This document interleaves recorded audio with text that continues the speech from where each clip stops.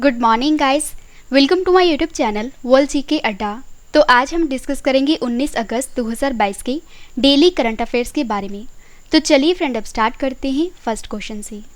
तो हमारा first question है, भारत के पहले खारे पानी के लालटेन जिसका नाम है रोशनी का उद्घाटन किसने किया है? सही आंसर है option A, doctor Jitendra Singh ने।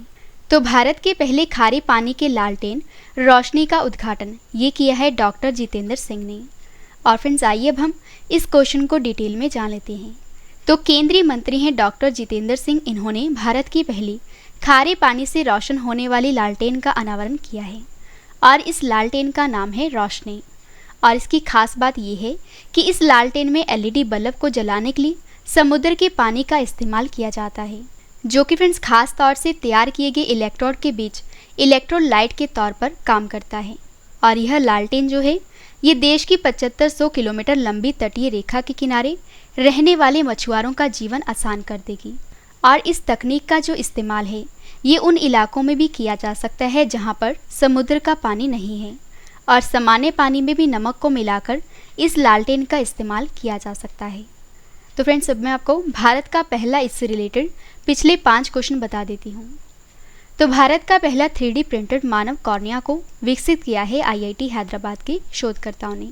नेक्स्ट पॉइंट है हमारा, देश की पहली अंडर वाटर मेट्रो ट्रेन का उद्घाटन ये किया गया है कोलकाता में। सेमीकंडक्टर नीति को शुरू करने वाला देश का पहला राज्य बना है गुजरात।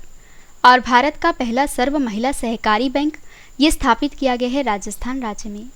और बुरहानपुर जिसे कि देश का पहला हर घर जल प्रमाणित जिला घोषित किया गया है, ये है मध्य प्रदेश राज्य में।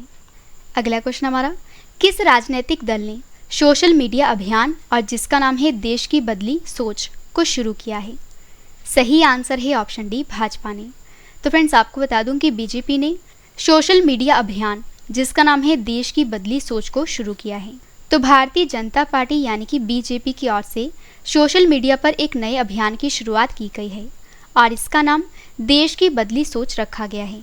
और इसके तहत प्रधानमंत्री नरेंद्र मोदी के स्वतंत्रता दिवस पर दिए गए भाषण को कांग्रेस के पूर्व प्रधानमंत्रियों के भाषणों से तुलना की गई है। तो यहाँ पे फ्रेंड्स बात हुई है बीजेपी की। आपको बता दूं कि बीजेपी की स्थापना थी 6 अप्रैल 1980 को। मुख्यालय है नई दिल्ली में और बीजेपी की लोकसभा में सीट हैं 303, राज्यसभा में सीट हैं 80। और बीजेपी के जो पहले अध्यक्ष थे इनका नाम है अटल बिहारी वाजपेयी। बीजेपी के वर्तमान में अध्यक्ष हैं जेपी नड्डा। और बीजेपी की लोकसभा में जो नेता हैं इनका नाम है नरेंद्र मोदी।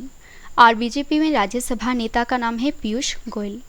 और फ्रेंड्स, अगर आपको इस वीडियो की पीडीएफ चाहिए तो वीडियो के डिस्क्रिप्शन में पीडीएफ का लिंक दिया गया है, वहां पर जाकर आप डाउनलोड कर सकते हो। अगला क्वेश्चन करते हैं, national bank for financing infrastructure and development के नए एमडी कौन बने हैं? सही आंसर है ऑप्शन सी, राजकिरण रॉय। तो national bank for financing infrastructure and development की जो नए एमडी बने हैं इनका नाम है राजकिरण रॉय। तो केंद्र और national bank for financing infrastructure and development की बोर्ड ने अगले 5 वर्षों के लिए राजकिरण रॉय को अपना प्रबंध निदेशक यानी कि एमडी नियुक्त किया है। और आपको ये भी बता दूं कि national bank for financing infrastructure and development जो है ये भारतीय रुपये और विदेशी मुद्राओं में ऋण के रूप में धन जुटाता है। अगला क्वेश्चन हमारा, देश की सबसे भारी और सबसे लंबी मालगाड़ी जिसका नाम है सुपर वासुकी का परीक्षण किसने किया है? सही आंसर है ऑप्शन बी, भारतीय रेलवे ने। तो देश की सबसे भारी और सबसे लंबी मालगाड़ी है जिसका नाम है सुपर वासुकी, जिसका परीक्षण किया है भारतीय रेलवे ने। तो भारतीय रेलवे ने स्वतंत्रता दिवस की 75वीं वर्षगांठ पर super Vasuki special freight train को चलाकर एक नया रिकॉर्ड बना लिया है। और जो सुपर वासुकी ट्रेन है, इस ट्रेन की खास बात यह है कि ये 6 इंजन और 295 डिब्बों के साथ कुल 3.5 किलोमीटर लंबी ट्रेन है और जिसका संचालन छत्तीसगढ़ के कोरबा और नागपुर के राजनांद गांव के बीच किया गया है। और फ्रेंड्स, आपको बता दूं कि यह भारतीय रेलवे के द्वारा चलाई जाने वाली अब तक की सबसे भारी और सबसे लंबी मालगाड़ी है। नेक्स्ट क्वेश्चन करते हैं, गरीब परिवारों के बच्चों को प्रारंभिक शिक्षा प्रदान करने के लिए विद्या रथ स्कूल ऑन व्हील्स परियोजना को किस राज्य की सरकार ने शुरू किया है? सही आंसर है ऑप्शन ए, असम। तो गरीब परिवारों के बच्चों को प्रारंभिक शिक्षा प्रदान करने के लिए जो विद्या रथ स्कूल ऑन व्हील्स परियोजना है इसको लॉन्च किया है असम की सरकार ने। तो असम के मुख्यमंत्री हैं जिनका नाम है हेमंत बिस्वा शर्मा। इन्होंने समाज के आर्थिक रूप से असक्षम बच्चों को प्रारंभिक शिक्षा प्रदान करने के लिए विद्यारथ स्कूल ऑन व्हील्स परियोजना को शुरू किया है। और इस परियोजना का उद्देश्य ये है कि आर्थिक रूप से विकलांग युवाओं और अकादमिक रूप से सशक्त बनाने में ये मदद करेगी। और इस परियोजना के तहत बच्चों को यूनिफॉर्म, पाठ्य पुस्तकें और मुफ्त मध्याह्न भोजन दिया जाएगा। तो यहाँ पे फ्रेंड्स बात हुई है असम की। आइए असम के बारे में जान लेते हैं। तो असम की स्थापना हुई थी 15 अगस्त 1947 को। राजधानी है दिसपुर। असम के पहले मुख्यमंत्री थे श्री गोपीनाथ बोरदोलोई जी। वर्तमान में मुख्यमंत्री हैं हेमंत बिस्वा शर्मा। और असम की राजकीय भाषा है असमिया और बंगाली। असम के जो राज्यपाल हैं वर्तमान में ये हैं जगदीश मुखी। और असम का राजकीय पशु है एक सींग वाला गैंडा। और असम का राजकीय फूल है फॉक्सक टेल्ड ऑर्चिड। राजकीय पेड़ है हेलांग। राजकीय पक्षी है व्हाइट विंगड वुडक। और असम का जो सबसे बड़ा नगर है ये है गुवाहाटी। और आइए अब हम असम के प्रमुख लोक नृत्य कौन कौन से ही जान लेते हैं। तो असम के प्रमुख लोक नृत्य हैं बिहू, किलगोथा, अंकिया नाट, बिछुआ, राखल, लीला, बगुरम्बा, नटपूजा। और असम की प्रमुख नदियां हैं ब्रह्मपुत्र, बराक और सनई। असम की जो सीमाएं हैं लगती हैं अरुणाचल प्रदेश, नागालैंड, मणिपुर, मिजोरम, मेघालय, त्रिपुरा और पश्चिम बंगाल के साथ। और असम में लोकसभा सीटें हैं 14, राज्यसभा सीट है 3। और फ्रेंड्स आपको ये भी बता दूं कि अगर आपको साइंस, मैथ, कंप्यूटर और राज्य से रिलेटेड स्टैटिक जीके पढ़नी है तो हमारी जो दूसरी वीडियो का टाइम है ये है शाम के 4 बजे। अगर आपको डेली करंट अफेयर पढ़ना है डिटेल में तो हमारे इस वीडियो का टाइम है सुबह के 4 बजे। और जिन फ्रेंड्स ने अभी तक हमारे इस चैनल को सब्सक्राइब नहीं किया है तो वो हमारे इस चैनल को सब्सक्राइब कर लीजिए। हमारे इस चैनल का नाम है वर्ल्ड जीके अड्डा। नेक्स्ट क्वेश्चन है 9वीं भारत थाईलैंड संयुक्त आयोग की जो बैठक है ये किस शहर में संपन्न हुई है। सही आंसर है ऑप्शन सी, बैंकॉक में। तो 9वीं भारत थाईलैंड संयुक्त आयोग की बैठक ये आयोजित की गई है बैंकॉक में। तो 9वीं भारत थाईलैंड संयुक्त आयोग की बैठक का जो आयोजन है ये थाईलैंड की राजधानी बैंकॉक में किया गया है। और एस जयशंकर ने बैंकॉक में भारत थाईलैंड ज्वाइंट कमीशन की जो 9वीं बैठक को संबोधित किया है। और इस बैठक का उद्देश्य क्या था कि दोनों देशों में परस्पर तालमेल और आपसी सहयोग को बढ़ावा देना है। नेक्स्ट क्वेश्चन करते हैं वॉस्टॉक 2022 जो सैन्य अभ्यास है ये भारत चीन के मध्य किस देश में आयोजित किया जाएगा। सही आंसर है ऑप्शन सी, रूस में। तो फ्रेंड्स आपको याद रखना है कि जो वॉस्टॉक 2022 जो कि संयुक्त सैन्य अभ्यास है ये आयोजित किया जाएगा भारत चीन के मध्य और ये होगा रूस देश में। तो चीनी सैनिक रूस में इस महीने के अंत तक होने वाले वॉस्टॉक 2022 सैन्य अभ्यास में हिस्सा लेंगे।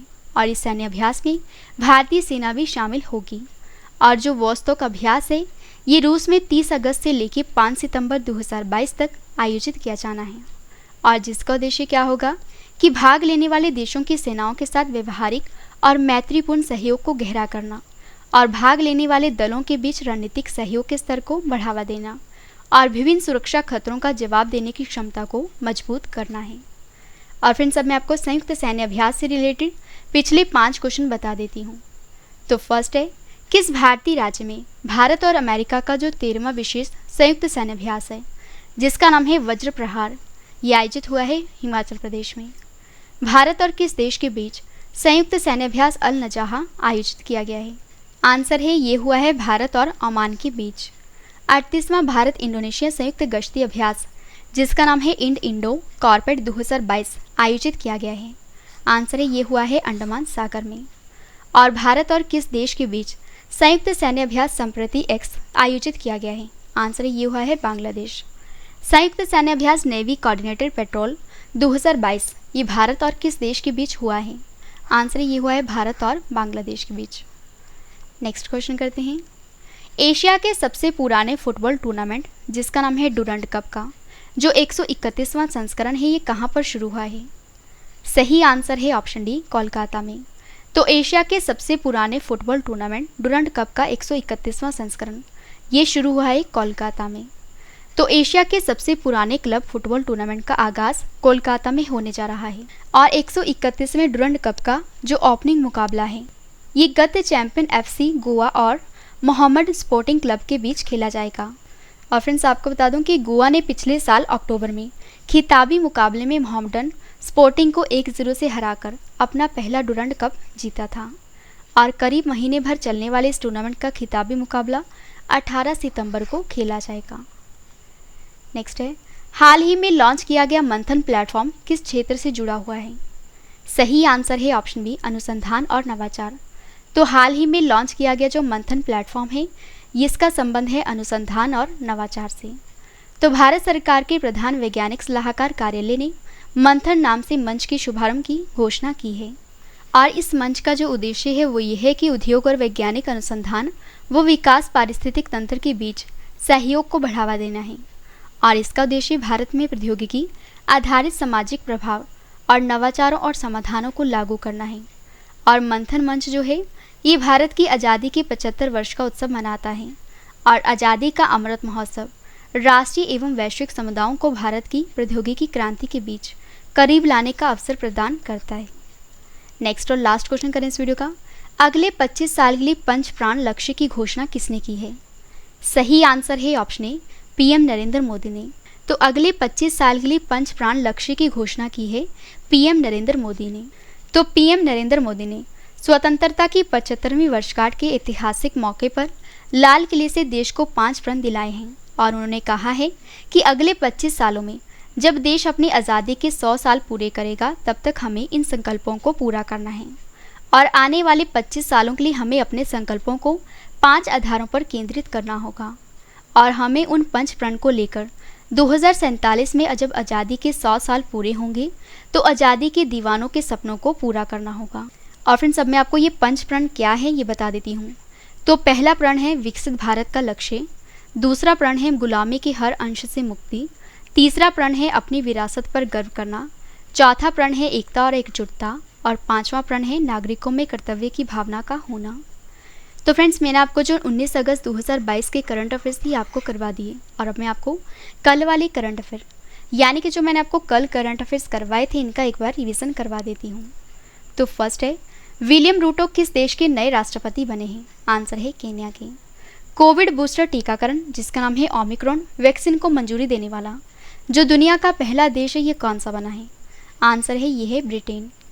कोचिंग संस्थानों से मुफ्त कोचिंग प्रदान करने के लिए कहाँ की सरकार ने मुख्यमंत्री अनुप्रति कोचिंग योजना को शुरू किया है? आंसर है राजस्थान ने। भारत का पहला 3D प्रिंटेड मानव कॉर्निया को किसने विकसित किया है? आंसर है हैदराबाद ने। यात्रियों को 24 घंटे सुरक्षा प्रदान करने के लिए ऑपरेशन यात्री सुरक्षा अभियान को किसने शुरू किया है? आंसर है भारतीय रेलवे सुरक्षा बल ने। नेक्स्ट है, पारसी नववर्ष 2022 को कब मनाया गया है? आंसर है 16 अगस्त को। संयुक्त राष्ट्र के जलवायु प्रमुख के रूप में किसे नियुक्त किया गया है? आंसर है साइमन स्टील को। लंदन में किस भारतीय स्वतंत्रता सेनानी के घर को ब्लू फ्लैग सम्मान दिया गया है? आंसर है दादा भाई नौरोजी को। एसबीआई ने किस शहर में अपने स्टार्टअप को समर्थन देने के लिए अपनी पहली समर्पित शाखा को शुरू किया है? आंसर है बेंगलुरु में। लास्ट क्वेश्चन है रिवीजन का, अंतर्राष्ट्रीय सुरक्षा पर सम्मेलन के पूर्ण सत्र 2022 को किस भारतीय राजनेता ने वर्चुअली संबोधित किया है? आंसर है राजनाथ सिंह ने। तो फ्रेंड्स मैंने आपको कल वाले करंट अफेयर्स का रिवीजन भी करवा दिया। फ्रेंड्स वीडियो पसंद आए तो वीडियो को लाइक और शेयर करना ना भूलें। तो आज के लिए बस इतना ही, अब हम मिलते हैं नेक्स्ट वीडियो में। तब तक के लिए जय हिंद जय भारत।